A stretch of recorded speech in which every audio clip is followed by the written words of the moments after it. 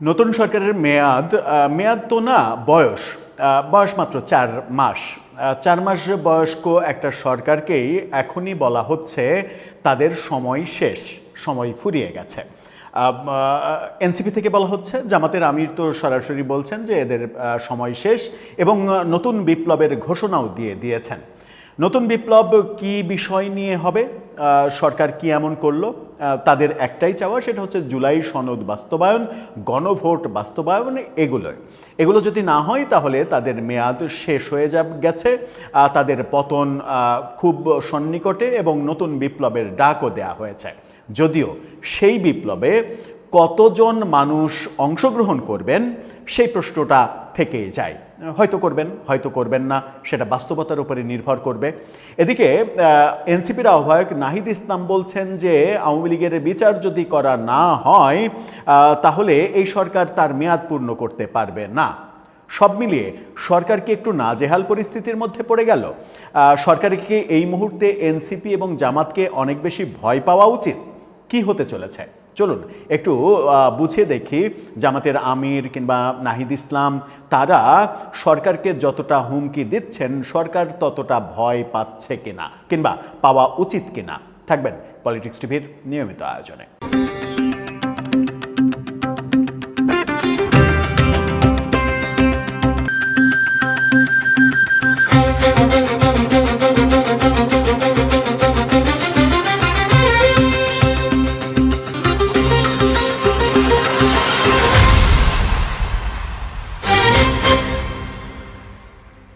দর্শক, বলছিলাম নাহিদ ইসলামের কথা।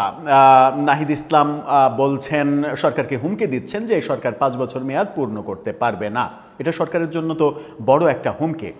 যদি মেয়াদ পূর্তির আগেই তাদেরকে চলে যেতে হয় তাহলে কারা ক্ষমতায় আসবে? নিশ্চয়ই নাহিদ ইসলাম কিংবা জামাত তারা ক্ষমতায় আসবেন। জামাতের আমির প্রধানমন্ত্রী হবেন এবং নতুন একটা পদ সৃষ্টি করা হবে উপপ্রধানমন্ত্রী, সেটা নিশ্চয়ই নাহিদ ইসলাম হবেন।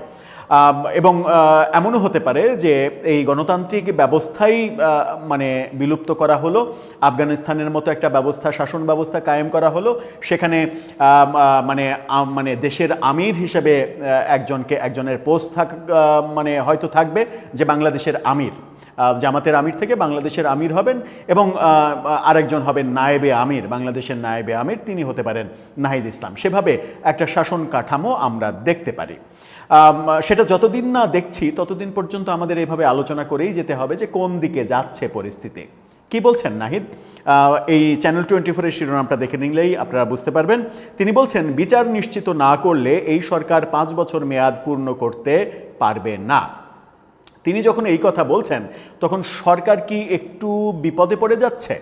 মানে সরকারের কিন্তু এক ধরনের উভয় সংকট রয়েছে। উভয় সংকট কি?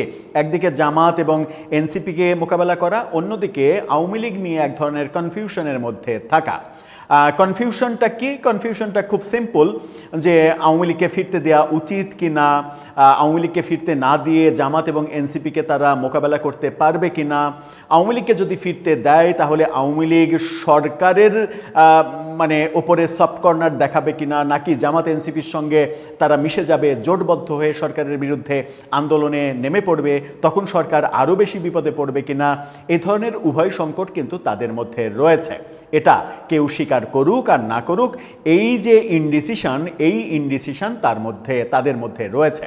এখন নাহিদ ইসলাম কি বলছেন একটু জেনে দেখি, তারপরে আমরা জামাতের আমিরের কথায় যাব।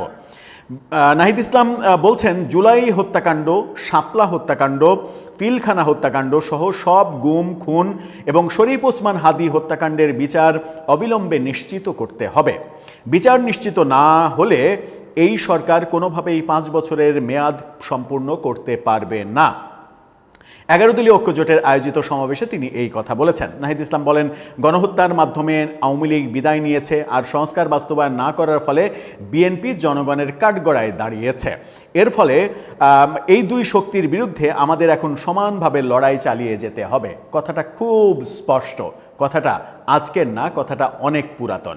যখন আওয়ামী লীগকে নিষিদ্ধ করা হলো, কার্যক্রম নিষিদ্ধ করা হলো, তখনই কিন্তু এই আলোচনা ছিল আওয়ামী লীগকে তো বিদায় করা গেছে, এখন প্রফেসর ইউনূস কিংবা তার পক্ষের শক্তির টার্গেট কি?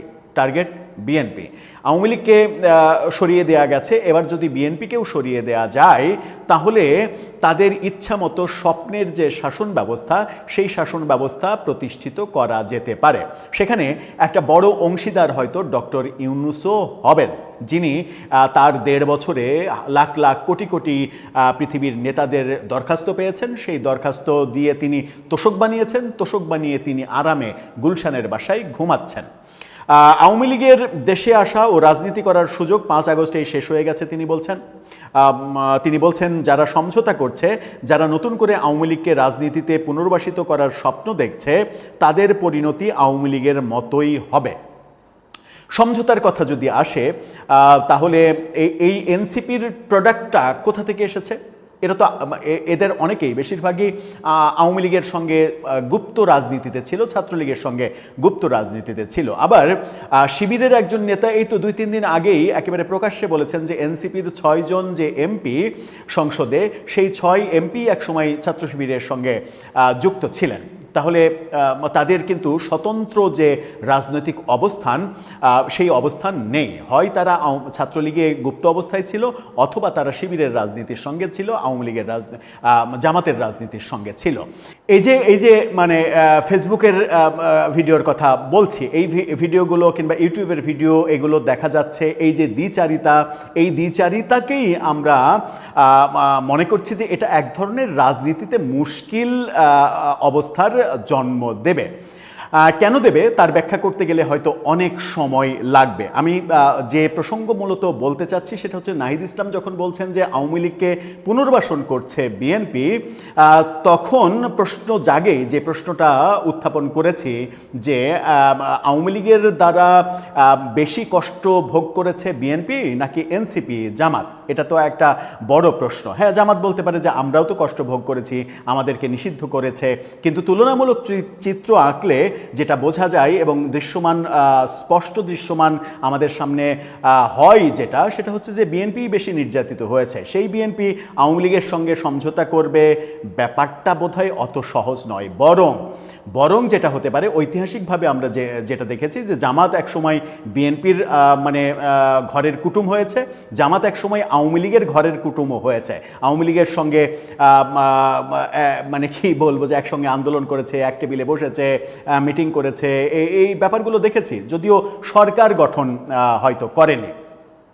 তার মানে ঐতিহাসিকভাবে যেটা আমরা জানি যে আওয়ামী লীগের সঙ্গে বরং জামাতের এখন ঘনিষ্ঠতা হতে পারে, কিন্তু বিএনপির সঙ্গে আওয়ামী লীগের ঘনিষ্ঠতা এটা বোধহয় একটু দুরূহ ব্যাপার। আবার নাহিদ ইসলাম যখন বলছেন যে বিচার না করলে 5 বছর মেয়াদ পূর্ণ করতে দেয়া হবে না, জামাতের আমির বলছেন নতুন বিপ্লবের ডাকের কথা, তখন একটা আতঙ্ক তৈরি হয় যে দেশ বিশৃঙ্খল পরিবেশের দিকে চলে যাচ্ছে কি না।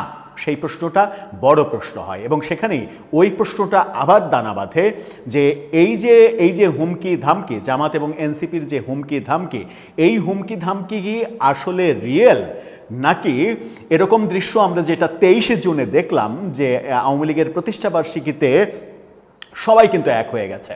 আওয়ামী লীগের প্রতিষ্ঠাবার্ষিকীতে পুলিশ, আর্মি, বিজিবি যেমন মাঠে, বিএনপি মাঠে, জামাত মাঠে, এনসিপি মাঠে, গণ অধিকার পরিষদ মাঠে, সবাই মাঠে। অর্থাৎ আওয়ামী লীগের প্রশ্নে তারা সবাই একাট্টা। তার মানে হচ্ছে যে এদের যদি বন্ধন তৈরি করতে হয়, সেই বন্ধনের নাম হচ্ছে আওয়ামী ভীতি। সেই কারণেই আমার মনে হয় না যে বিএনপির বিরুদ্ধে, বিএনপি সরকারের বিরুদ্ধে জামাত কিংবা এনসিপির নেতারা যে কথাগুলো বলছেন সেই কথাগুলোর কোনো ওয়েট আছে। সেই কথাগুলো নিছক রাজনীতির কথা, এই কথাগুলো এক ধরনের রাজনীতির অ্যাক্টিংয়ের কথা। এই অ্যাক্টিংটা আসলে 5 বছর ব্যাপীই চলবে, যেন মনে না হয় আওয়ামী লীগের আমলে জাতীয় পার্টিকে যেমন মনে হয়েছিল যে গৃহপালিত বিরোধী দল, এই ক্ষেত্রে যেন মনে না হয় যে গৃহপালিত বিরোধী দল। তাতে করে সরকারের এবং পুরো নির্বাচনের মানে ব্যাপারে এক ধরনের বিতর্ক তৈরি হবে। দর্শক, আমি যেটা ভাবছি আপনিও কি সেটা ভাবছেন? আপনার মতামত জানিয়ে লিখতে পারেন আমাদের কমেন্ট বক্সে।